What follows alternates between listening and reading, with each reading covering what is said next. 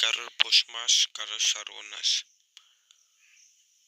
HSC পরীক্ষা পিছিয়ে দেওয়ার জন্য আবেদন করছে বিভিন্ন এলাকাবাসী এবং বিভিন্ন জেলার মানুষ, বিশেষ করে সিলেট বোর্ডের মানুষ এবং অন্যান্য যেখানে তাদের বিভিন্ন প্রাকৃতিক দুর্যোগের কারণে বিভিন্ন সমস্যায় পড়তে হচ্ছে, তারা এই পরীক্ষাকে পিছিয়ে দেওয়ার জন্য অনুরোধ জানাচ্ছে। কিন্তু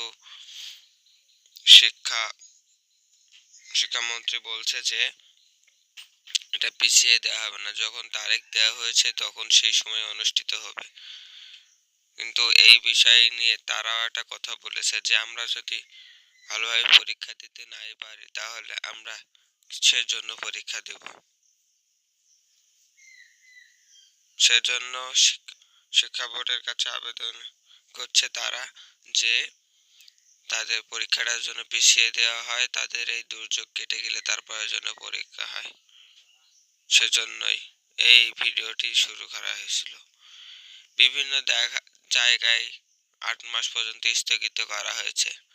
এটা বিভিন্ন বিসিএস, এটা যে নিউজ, এই নিউজটি শিক্ষা বোর্ডের নয়, বিভিন্ন ওয়েবসাইটে ছাড়া হয়েছে। এইটা আপনারা বুঝতে পারছেন। সেজন্য বললাম কারোর পৌষ মাস, কারোর সর্বনাশ। যদি পিছিয়ে দেওয়া হয় সমস্যা নেই, যারা এ পর্যন্ত পড়া কমপ্লিট করেননি তারা কমপ্লিট করে নেবেন। কমপ্লিট করে নিলে আপনাদের আরো ভালো হবে, সমস্যা নেই। অনেক সুযোগ পাইছেন আপনারা, অনেক সুযোগ পাচ্ছেন, তাহলে আপনারা ভালোভাবে আরো পড়ে নিন।